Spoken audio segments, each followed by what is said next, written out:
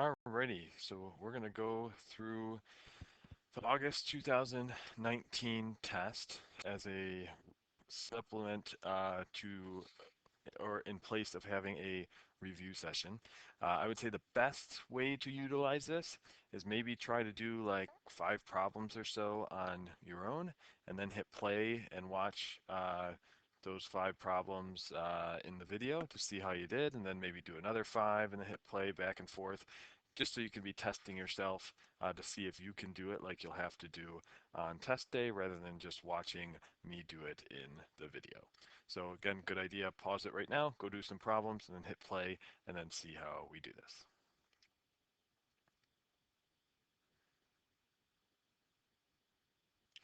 All right, easiest way to do this, it does not have our keywords, but if we're rewriting something, we're not changing the value of it, so these should be equivalent. So the easiest way is just store random value of x, type in the original, type in the choices, and see which gives you the same, and it ended up being choice 2.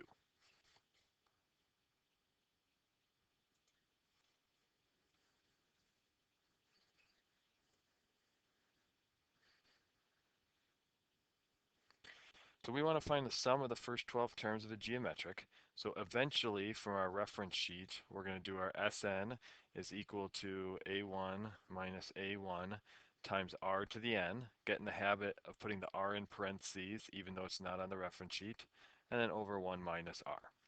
So that's what we eventually want to do. So we're going to find the sum of the first 12 terms. So we're going to have S12 equals, the first term is 8, so we'll have 8 minus 8 times, we don't know what r is right now, raising to the n, which is 12, over 1 minus whatever r is. So we've got to figure out that r value.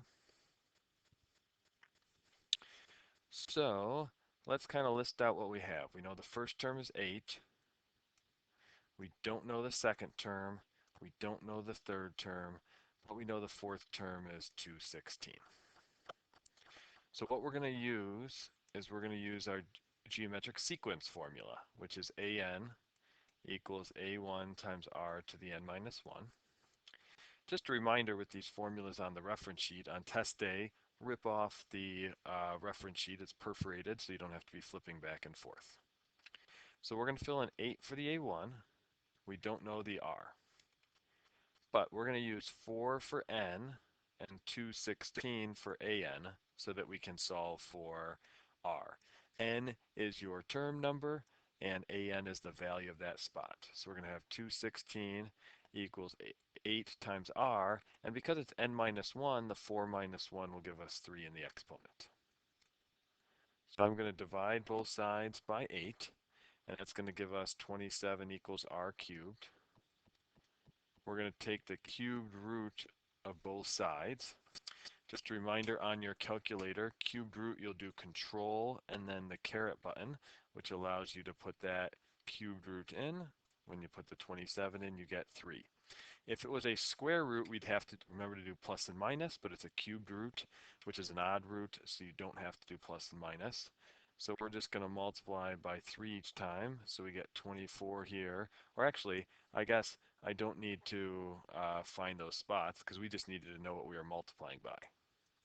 So just put your 3 in for r, type it all in your calculator, and you end up getting back 2125760. So that would be choice 3.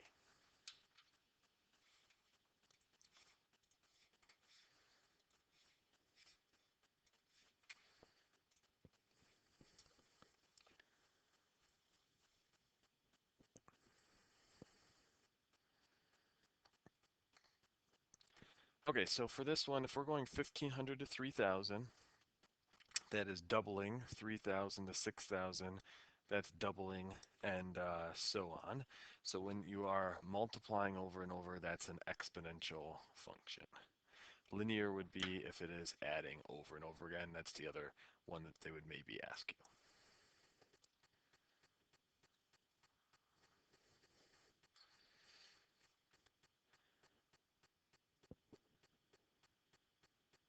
Okay, so this could be done with a store because we want to know what a variable equals, we just test them all for m. So do -9 stored as m. Type in this, I guess we would have to store something for a as well. So you could do any random thing for a. So maybe you'd do like 4 stored as a. Type in the entire thing now and see if it comes back true or false. We should have found that the first one is false. So then we would store now -3 for m, and you can just leave a as that random thing that we have. Type in the equation, see if it comes back true or false. You end up getting that -3 is the one that works out. Now the mathematical way to do this is to distribute both the a and the 3 through. So we would get a cubed plus ma squared plus 9a. Then we would have plus 3a squared from distributing the 3 plus 3ma plus 27. And over on the left, I've reversed my sides here, just note. We have a cubed plus 27.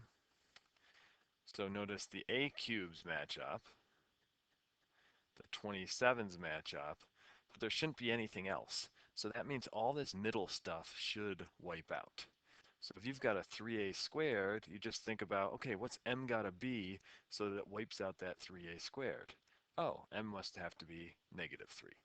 So that's the mathematical way that you can do it.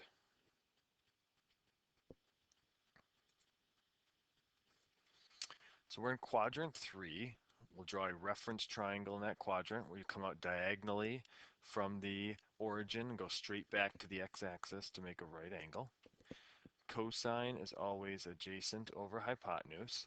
So from the angle at the origin, the adjacent would be 3, the hypotenuse would be 4. The negative goes with the 3 because it's going left. Hypotenuse is always positive. And then we'll do Pythagorean theorem. We do -3 squared plus b squared equals 4 squared. Notice I had to put that -3 in parentheses squared because it's a negative. We'd have 9 plus b squared equals 16. Subtract 9 from both sides, you get b squared equals 7. Take the square root, you get b as square root of 7. Now this side that I'm writing the square root of 7 on is going down, so we have to make it negative. Any sides that go left or down are always negatives. And now we just want to do sine, which is O over H. So from our reference angle, which is the angle at the origin, the O is negative square root of 7 over the H, which is 4. So that would match with choice number 1. Now, just based on ASTC, we could have eliminated half of our choices. If we're in the third quadrant, the T quadrant, well, sine is negative in that quadrant. So that would have allowed us to eliminate choices 2 and 4 just like that. And now there's actually a way we could have also eliminated choice 3. If you just know that sine is opposite over hypotenuse and know that hypotenuse has to be the longest, well then choice 3 can't make sense because this is saying the hypotenuse is 4 but the opposite is 5. So that you could have eliminated it that way and figured out your answer without even doing any Pythagorean theorem.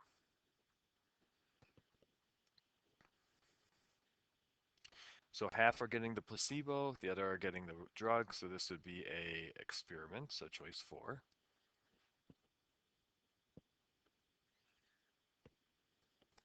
We've got equivalent. Easiest way to do this is store a random number. So maybe do like 4 stored as x, type in the original, type in the answers, see what you get back, and you end up getting that it's the same as choice 2.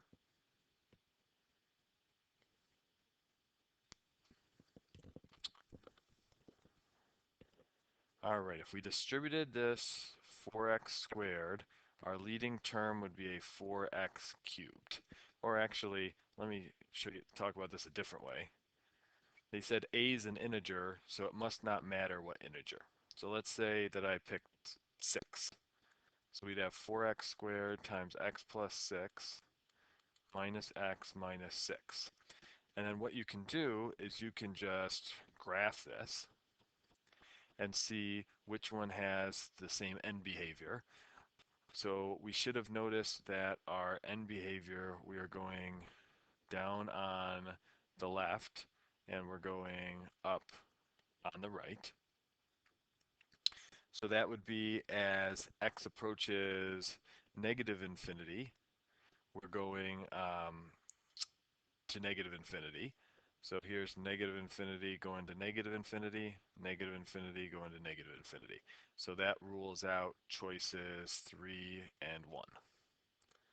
And then we would want, as x goes to positive infinity, we would want to go to positive infinity. So it looks like that checks out in both of these as well. Now, if we distributed this, this would be a 4x cubed. So if 4x cubed is your biggest term, the maximum number of intercepts, x-intercepts you could have is 3. You can't possibly have 4x intercepts, so that's why it's choice 2.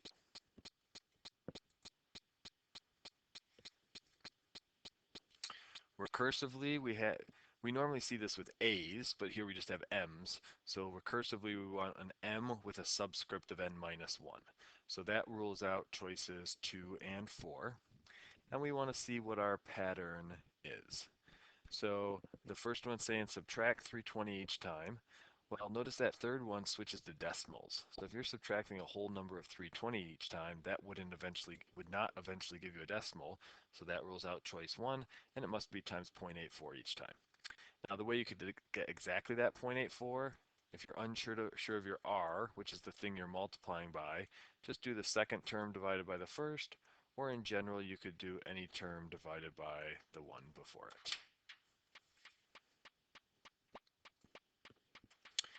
All right, so we've got equivalent.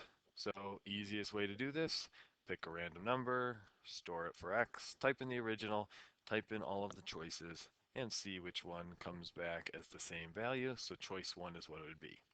Mathematical way, you would have to do this with long division. So on the inside, we'd have 9x squared.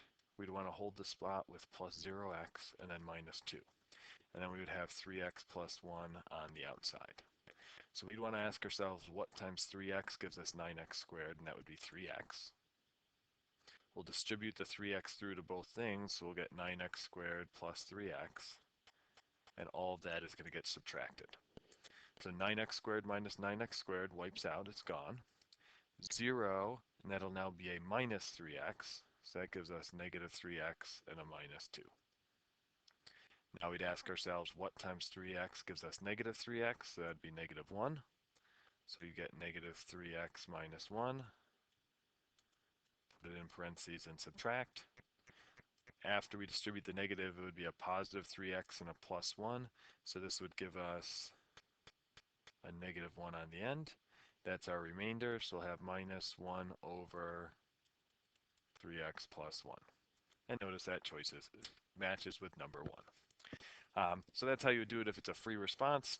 Multiple choice, just do it as the store, get your correct answer.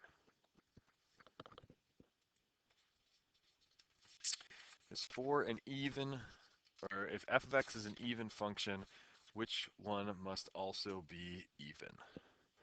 So if you have an even function, that means it's symmetrical with the y-axis. So let me draw you an example of a random thing that's symmetrical with the y-axis, a parabola like that. And what this is testing is to know that even is symmetrical with the y-axis and our transformations. If you subtract by 2 on the inside, that goes right 2. If you add 3 on the end, that goes up 3. Plus 1 on the inside goes left 1. And then this one, we're going to go left 1 and also up 3. And what we want to know is which of those 4 options will it still be symmetrical at the y-axis, meaning if you folded it over on the y-axis, the graph would fold on itself. And we want the one that's only going up or down, so we'd want the up 3.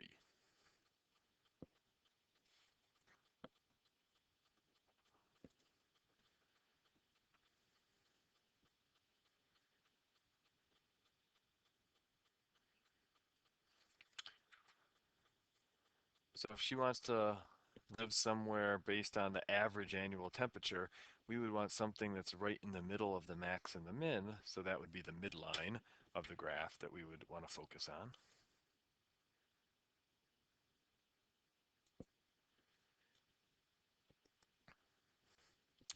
All right, we've got probabilities of A and B. So let's draw ourselves a little Venn diagram. Here's thing A, here's thing B. So in a Venn diagram, always start with the and. So we're going to start with point 2, which is going to go in the middle.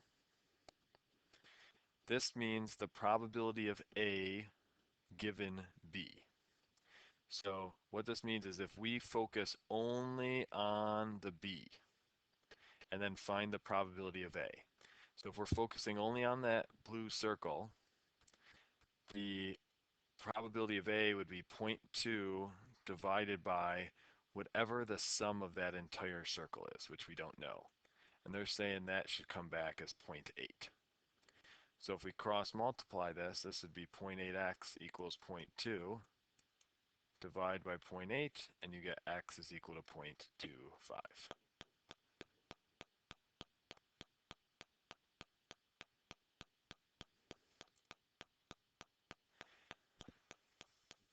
Now, if the probability of A and B is 0.2, the probability of B alone would have to be something more than 0.2 because it would be those two sections added together, this section here and the shared section. So that would actually allow you to rule out choice 1 on its own there. And I would consider this to be a bit of a challenging question. Alrighty, here we've got equivalent. So store for x, store for y. Notice they guide us in the question saying y has to be something that's greater than 0. It doesn't come into play here, but just a reminder, if you ever have like an x and y next to each other, you have to put the times in. Same thing if you have a variable next to a parenthesis, you've got to put the times in. But do this as a store, and we end up getting choice 4. Now just a quick review thing about fractional exponents. Remember the numerator is the power and the denominator is the root.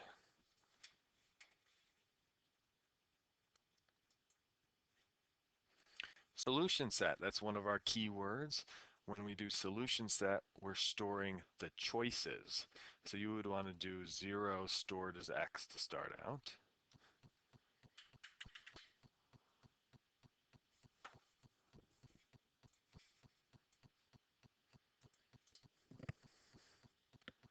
So you'd want to do 0 stored as x. And we want to see if it comes back as true. So, and I just started with 0 because that's the first of our possible solutions. So when you type that in, we're looking for a true. If you get false or undefined, we would reject that answer. So you should get that it's undefined. So that rules out choice 1 and 2 because those both had 0.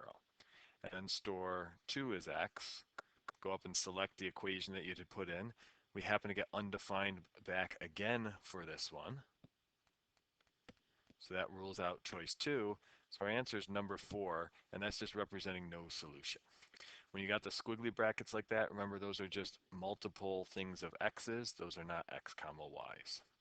If you were to do this the mathematical way, you would factor this into x times x minus 2, and then make sure every denominator is the same, and then just solve the numerators. But you always have to check them at the end, so that's no advantage to do that in a multiple choice.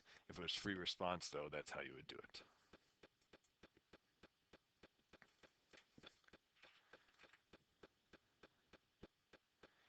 Alrighty, we're looking for solutions to the system of equations. Your solutions to a system of equations is where they cross. When they cross, they should be crossing at points, so they should be x comma y. So that alone rules out choice 1 and 2, because we need x comma y. So we can either do this graphically or we can do it algebraically. If you do it graphically, you would have to graph the first thing as a relation. So delete out the equal sign and then just type in x squared plus y squared equals 5. And you would get a picture that kind of looks like that. And then you'd graph y equals 2x, you'd get a picture like that. So notice it's crossing in two locations, which happens to be the 1, 2 and the negative 1, negative 2. So that would give us choice 3. The other way you could do it is, once we know it has to be coordinates, we know 1, 2 is going to work. So what you could do is you could do negative 1 stored as x, negative 2 stored as y, and type in both equations and make sure you get back true for them.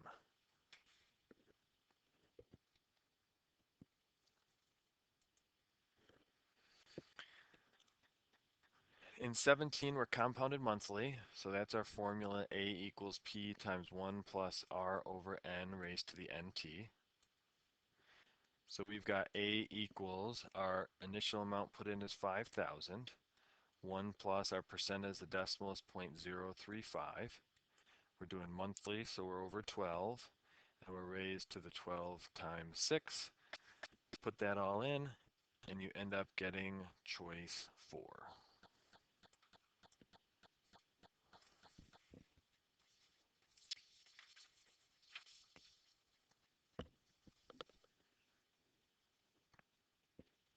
So remember, on almost every test, there's a crazy equation that you've never seen before. Don't freak out. They're just testing to see if you can read carefully, fill in for the variables they tell you, and solve for the variable that they want you to find. So they want us in the long run to find to the nearest minute how long it'll take until the coffee's safe to drink. Well, our thing that's in minutes is little t. So that means we should be able to sub in for everything else except for little t. So the coffee's poured in at 195. So that's F0, our initial temperature. So inside the start of the parentheses, we're going to have 195. The room temperature is kept at 68, and that's Fs, the surrounding temperature. So we're going to have a 68 here. We'll have the 68 plus out there. E is just our number E. They tell us K is 0.05, so we'll have minus 0.05 and then T. And the coffee is safe to drink when it's 120, so that's over on the left. So the easiest way to do this, you could do it algebraically, but the easiest way is just graph the left, so graph 120, graph the right side, but put an X for T, and just do a menu analyze graph intersection. We would only care about the X value of the intersection because that represents the T, and you would find that that is like 17.85, so it would be choice 18. Now the other way you could do this, because 7, 10, 11, and 18 are pretty far off, you could put the right side in a calculator page, filling in the 7 for T, then the 10 for T, then the 11, and then the 18, and just see which one gives you the closest to 120.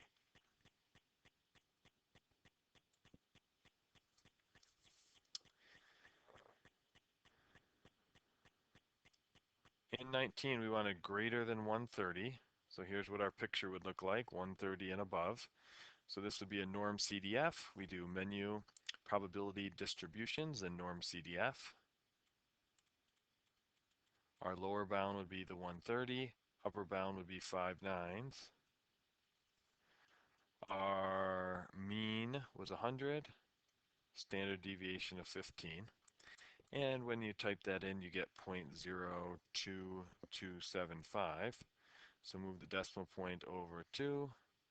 You get 2.275%.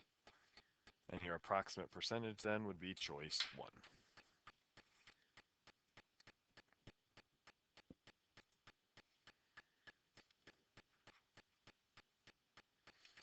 All right, if we want these set equal to each other, so we'd have natural log of x plus 2 equals e to the x minus 1. The solutions are where they intersect. So you would graph both of them, and we only care about on the interval from -2 to 3. So you would set your x-axes to be those, and just see how many times they are going to cross. So we'll show you that quick on a graphs page. So we've got natural log, x plus 2, and then our other one we had e to the x minus 1.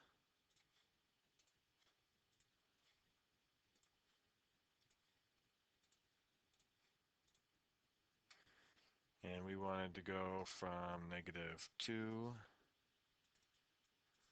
to 3.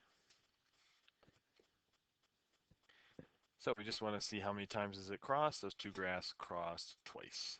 So we would have choice 2.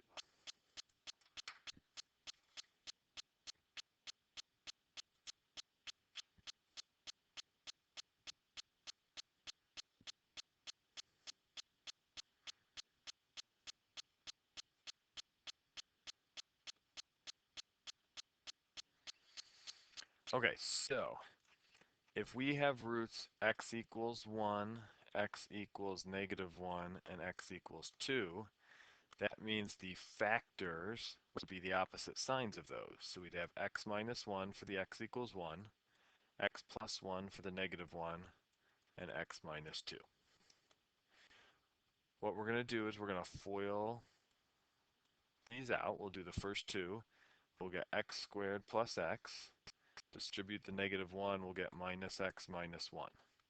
When you combine like terms, you'll get x squared minus 1.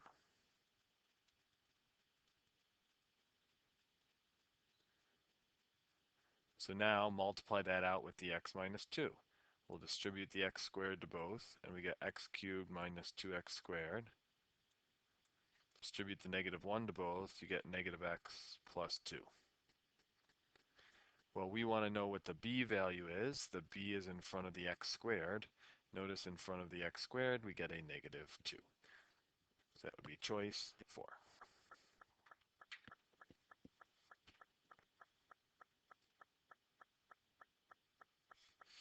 Oh, I should just mention the a equals -1 part. Notice we got a equals 1 part. We got 1 for the a spot in front of the x cubed. If they had said then that like a had to be 5, then we would just multiply everything by 5. But usually it ends up just being a equals 1.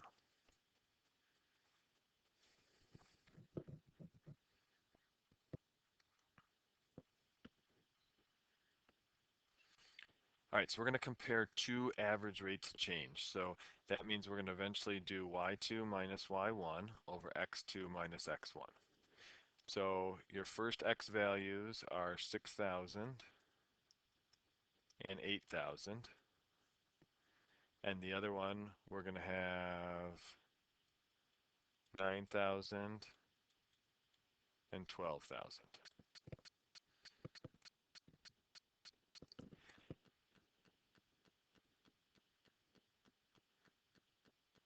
So when you get the y value, I forget what the numbers are, but you plug in the calculator to get the y's to go with them. Do the change in y over change in x. And for this one, you should have got 0.01369. For this one, you got 0.00913. So the average rate of change is definitely not equal, so that rules out choice 2. The average rate of change is larger for the interval 6,000 to 8,000. Well, notice we have 0, 1, and the other one has 0, 0, so this one is in fact larger, so it ended up being choice 3.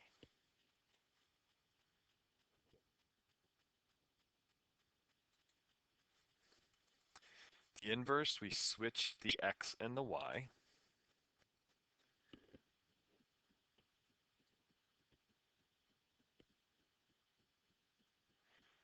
So first the algebraic way to do this, so we'd have x equals y over y plus 2. Put x over 1 and cross multiply, so you'd have y equals xy plus 2x. Get all the y's on one side, so we'll subtract the xy over. Y minus xy equals 2x. Pull the y out, and you get 1 minus x equals 2x. Divide by 1 minus x, and you get y equals 2x over 1 minus x.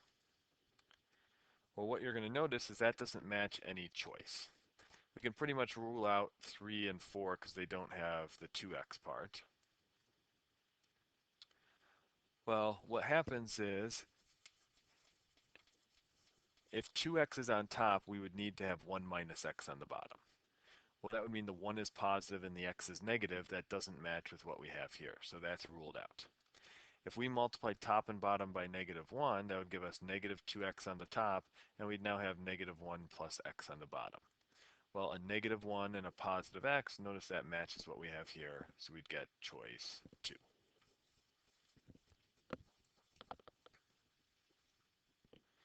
Now, the other way that you could do this is just work with a couple of points.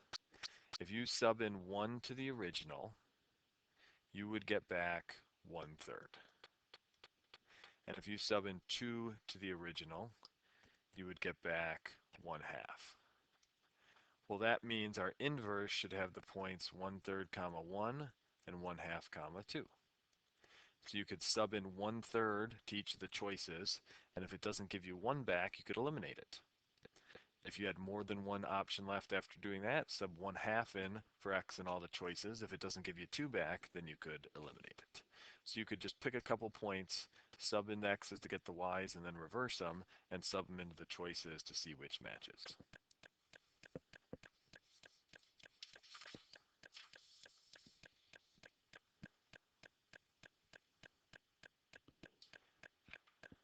All right, so we've seen this a little bit. If we want our rate to be monthly, but t is in years, a month is 1/12 of a year. So in the exponent, we're going to have t divided by 1/12. If I take that off to the side, t divided by 1/12, if you do a keep change flip, that's t times 12 over 1, which is just 12t. So we would need to have 12t in the exponent, so that rules out choices 2 and 4. So we currently have 12t here. Well, we had 1.025 originally here, but you can't just make that 12t. That changes the value. So you would need to balance that off with a 1 over 12 here. You could type this in to see what it gives you, and it ends up giving you choice 1. So that's the mathematical way of doing this. The test-taking strategy way is, these are supposed to be equivalent. So just sub a number in for t. Let's say you maybe sub 3 in for t. Then just type in 3 for t in all the choices and see which one gives you the same thing back. Now, because of rounding of those decimal values in the parentheses, it might not be the exact thing, but it should be pretty clear which of the 4 gives you the same thing back when t is equal to 3.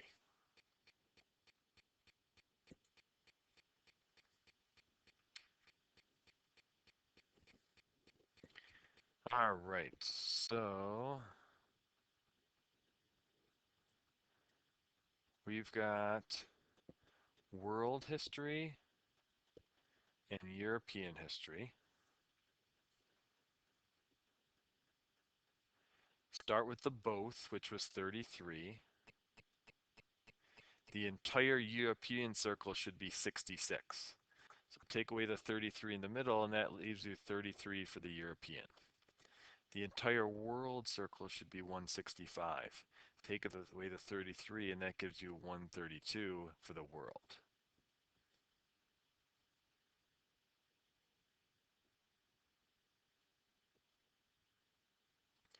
Now, you're only allowed to take AP/US history if they've already taken world history or European history. So what we're going to do is we just add up these 3 spots. So if you add up those 3 spots, you get 198 out of 825. So that's way number 1 that you can do this. Way number 2, you would have to know our OR formula.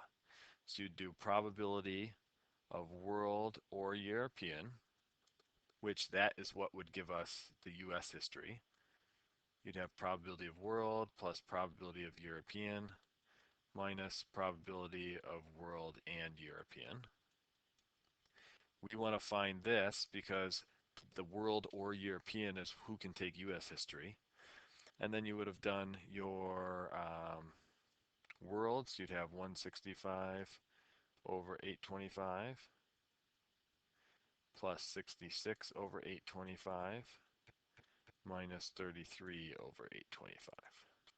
And that would have given us that same value.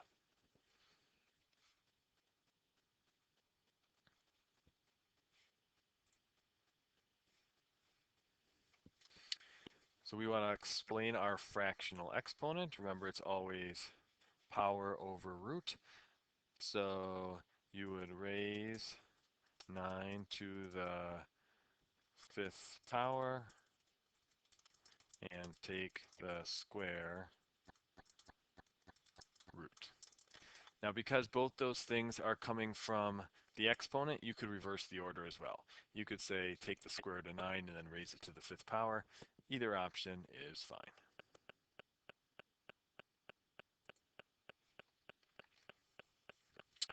All right, so next one, first thing we want to do is we've got to take the square root of the negative 9. The negative is an I, and square root of 9 is 3. So we'd have 1/2 I cubed. Then we'd have 3I minus 4 minus 3I squared. Now, most of the rest of this we can do in the calculator, but we have to have some work. So type in the negative 1/2 I cubed, and you get that that's really just 1/2 I times the 3I minus 4. Type in the minus 3I squared, and that'll turn into a plus 3. So at some point here, you can just type it all in. You just need to make sure you have a couple of steps. You had to do the 3I up in this step by hand, though. The calculator won't give you that. So we have enough work here. So you could just type this in at this point here, and you end up getting 3/2 minus 2I. Remember, I is down with the pi button.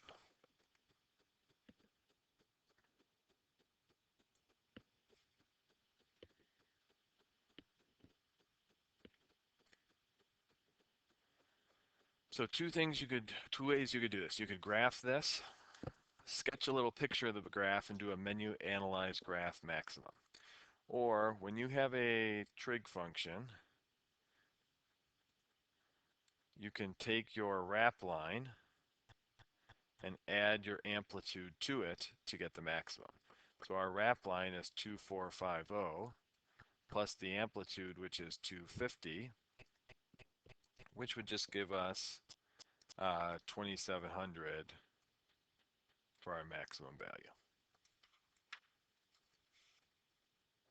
If you're going to do it on the calculator and do menu analyze graph maximum, it would be the y value that's your maximum, and make sure to just sketch a little picture of the graph so you have some work.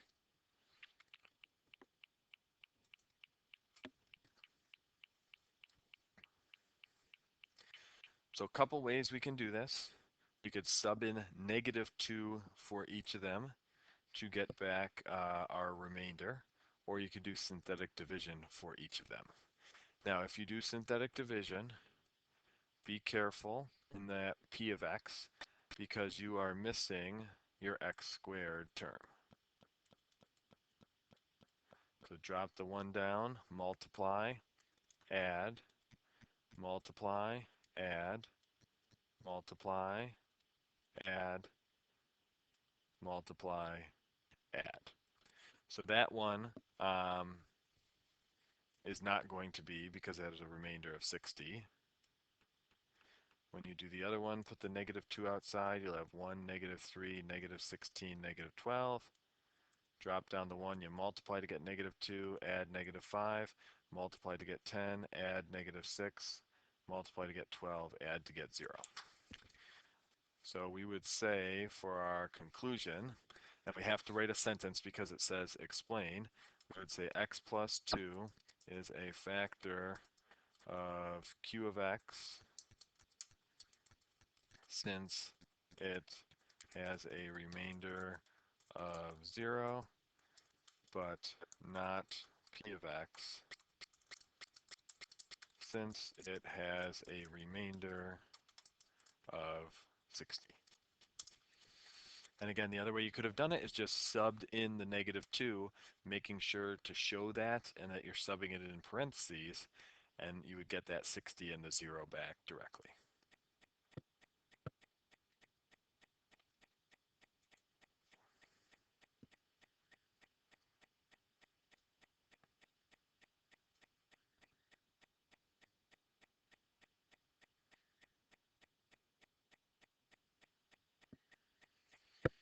All right, so we've got pungent sound.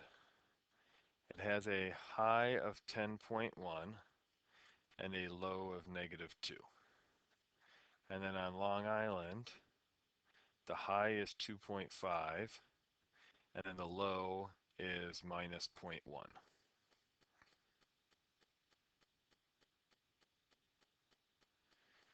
So what we want to do first is find the midline of each of those, and that would just be the average. So if you added the 10.1 and the -2 and divided by 2, that would be 8.1 divided by 2, which would give us 4.05. And then your amplitude is just the distance between those. So our amplitude is just 6.05 for the first one. If you average the other two, add them and divide by 2, you should have 2.4 divided by 2. So you would end up getting 1.2. The distance between 1.2 and 2.5 would tell us that our amplitude is 1.3. And we want to determine the difference in the amplitudes. So we'll have 6.05 minus 1.3, and that gives us 4.75 for that difference in the amplitudes.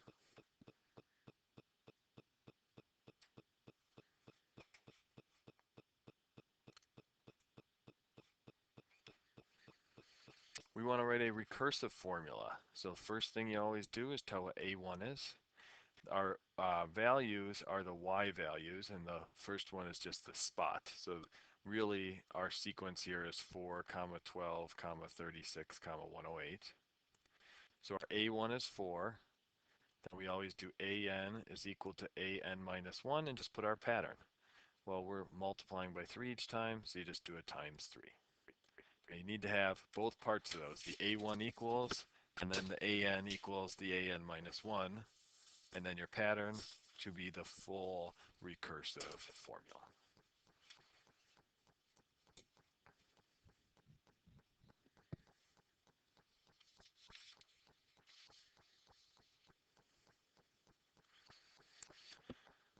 All right, so for this one, you want to do a control, graph them and do a control T for each of them. I'm going to do the absolute value one first.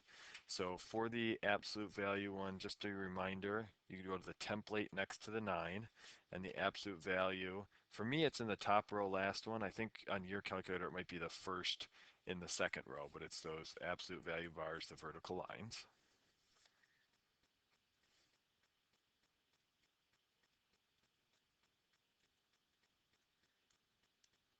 So if you graph the absolute value of x minus 1 at 0, you should get negative 3. And then it goes up by 1 each time.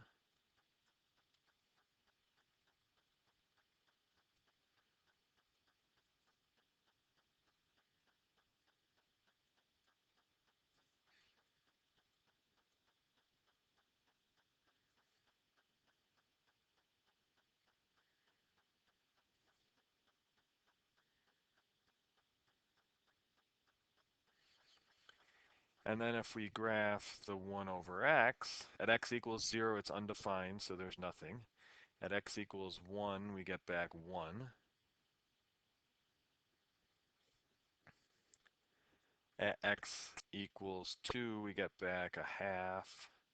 Then we get back a third, and so on. So this part kind of looks like that. At negative 1, we get back negative 1. At negative 2, we get back a negative a half, and then negative a third, and so on. So we get a graph that kind of looks like that. Now they want the positive solution. When we do menu analyze graph intersection, it'll give us an x and a y. We just need the x part because they're set equal to each other. So you have 1 over x equals absolute value of x minus 3. Notice there's only x in that equation. So we care about the x value of it to the nearest tenth. So when you do that menu analyze graph intersection, the x value is 3.3. If you ever needed to see more decimal points, click the x value once and hit plus, and it'll show you some more decimal places.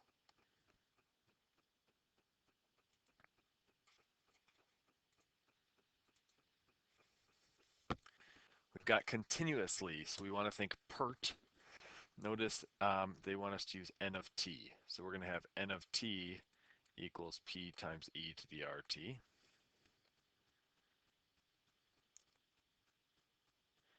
So we'll have n of t is equal to 950 e to the 0.0475 t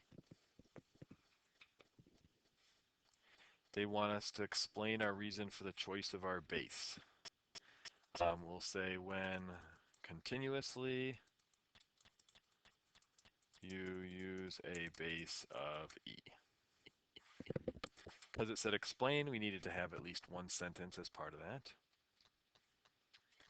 And we want to know after 36 hours.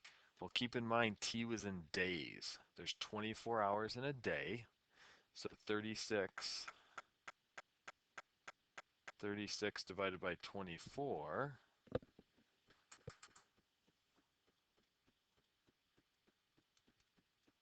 would give us that that's 1.5 days. So we're going to find n of 1.5. So in the calculator, we'll actually put in 950 e to the 0.0475 times 1.5. They want us to go to the nearest bacteria. So we end up getting 1020.15 and change. So that's 1020 bacteria.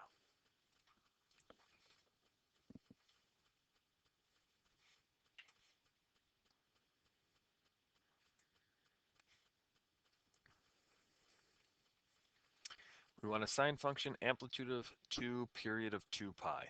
Whatever your period is, that's your fourth tick mark. So let's see if I can shrink this graph down some.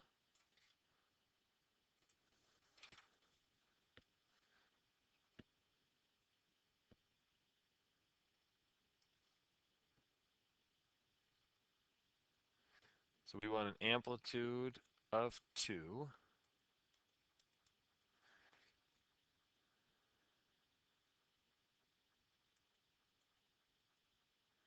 So period is 2 pi. So our fourth mark, or sorry, period is pi over 2. So our fourth mark will be pi over 2. There's 4 pi over 2's that fit into 2 pi. So that's really 1/2 pi. This will be pi. 3 pi over 2, and then 2 pi. A sine graph starts on the wrap line. So we'll start at 0, 0. Then we'll go up to, back to the wrap line, down to, back to the wrap line. And then we'll just keep repeating that. Up to, wrap line, down to, wrap line, and keep going. And the reason we had to do this so many times is they wanted us to go from 0 to 2 pi. Sometimes they just have you graph one cycle, which would have been 0 to pi over 2 in this case.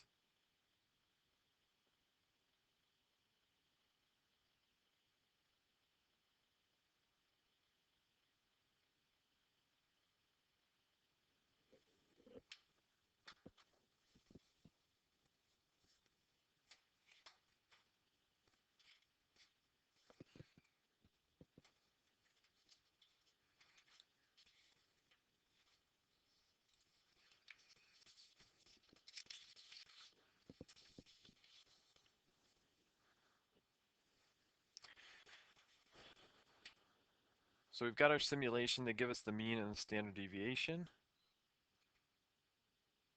plausible values, and 95%. So that means 2 standard deviations. So we're going to do 0.301. We'll subtract 0.058 twice. And 0.301 will add the 0.058 twice. When we subtract it, we end up getting 0.194. That's going to go 2. When we add them, we get 0.417. So those are our plausible values, or in other words, those are the likely or usual things. So is it unusual that Mary's pack had 14 candies out of a total of 60? Well, let's see what 14 divided by 60 gives us.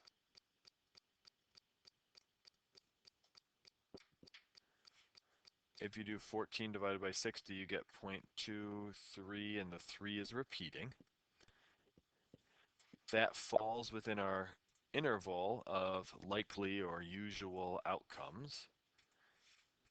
So we would say, no, it is not unusual since it is within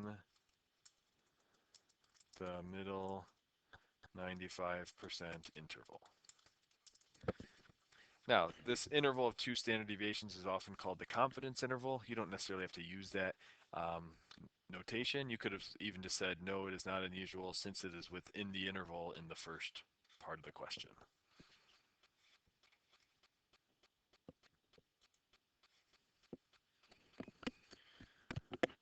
All right, we want to find the roots in a plus bi form. So if you see either in simplest radical form or a plus bi form, that means this is a quadratic formula question. So we've got to subtract the 4x over, which gives us, I'm going to put it over here, x squared minus 6x plus 7 equals negative 10. Add the 10 over, x squared minus 6x plus 17 equals 0. So we've got our a is 1, b is negative 6, c is 17. So go to your reference sheet. Quadratic formula is x equals negative b plus or minus square root b squared minus 4ac, and that's all over 2a. Get in the habit of putting that b that's being squared in parentheses, keeping the squared outside. So we're going to have x equals, if we negate our b value, we'll get positive 6 plus or minus square root, negative 6 in parentheses squared, minus 4 times 1 times 17, all over 2 times 1. So that's 6 plus or minus. Remember, just put the numbers under the square root in the calculator, not the square root itself yet. So we should get a negative 32 there, and this is all over 2. So the negative is going to come out as an I, and if we do a menu number factor for 32, we're going to get 5 2's. Circle your pairs, and 1 from each pair goes out front. So that's going to be 4 square root of 2. But keep in mind we had the negative, so we have to pull an I out. So we get that x is equal to 6 plus or minus 4i square root of 2 over 2.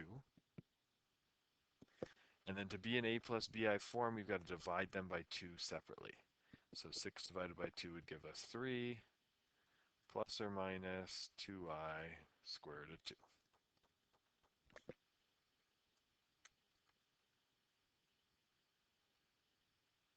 If it was just simplest radical form, we could have written it like if, and it would have to be something without an I, but we could have left it as that previous step because we had simplified the radical. But when it's an I, you got to divide separately by that denominator value.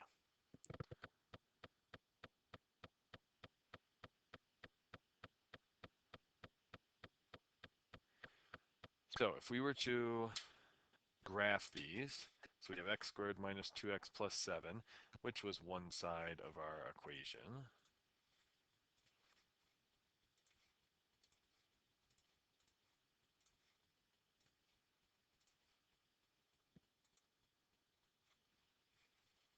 I'm going to go ahead and raise that up a little just so we can see it a little more. And we had 4x minus 10.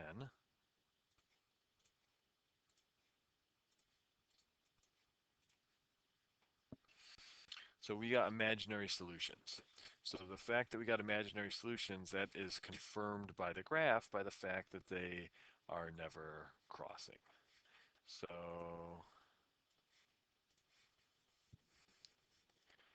this is confirmed by the fact that the two graphs never cross.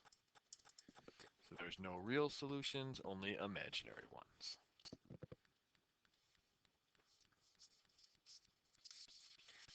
And our final problem for this test, the 6-pointer.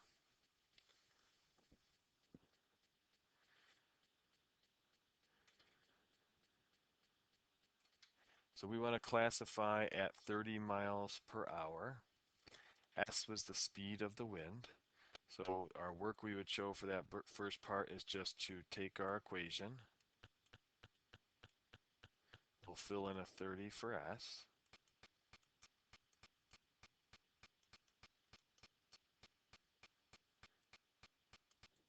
When we do that, we get 6.42. Notice it says we round to the nearest integer. So if we round to the nearest integer there, we get a 6, and that would be classified as a steady breeze.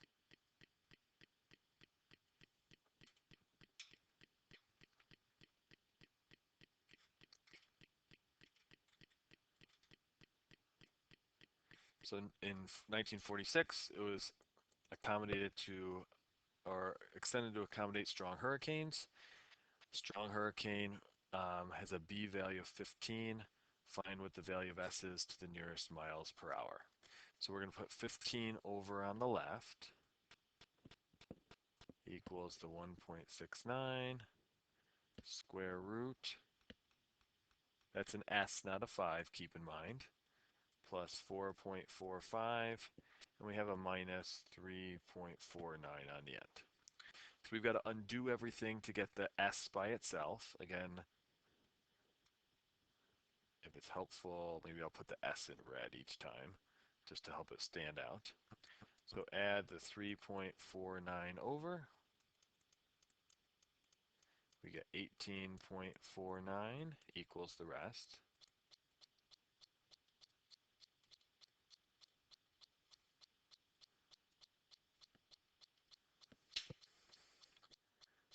Next, we'll divide by the 1.69. And that doesn't come out nice.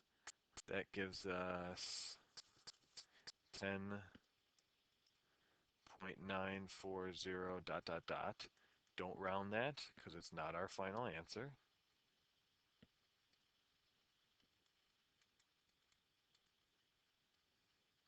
Next, we'll square both sides. That's going to give us 119.70 and change equals now S plus 4.45. And we'll finish off by subtracting 4.45 from both sides. This gives us 115.2517 equals S. And we want to go to the nearest mile per hour, so we would have 115.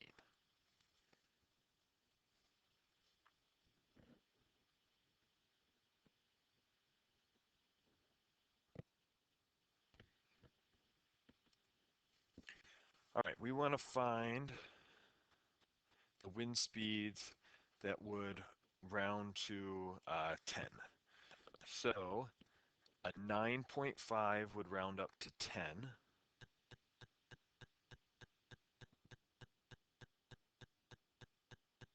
And a 10.49 would round to a 10 as well if we're on the high end. So we could go 9.5 equals 1.69 square root. Remember, this is an S.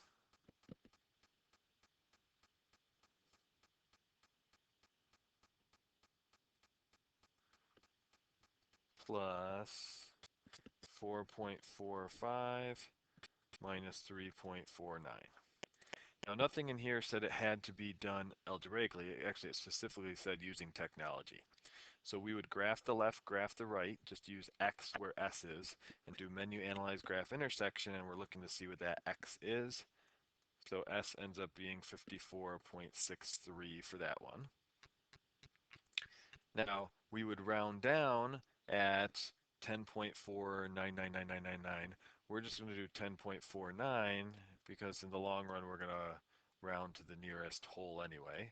So we'll do this same idea.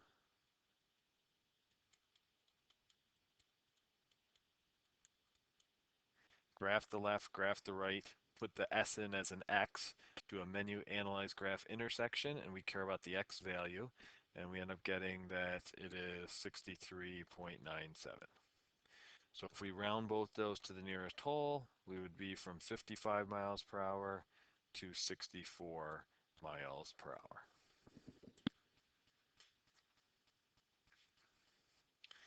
So I hope you found these problems useful as one more test to run through.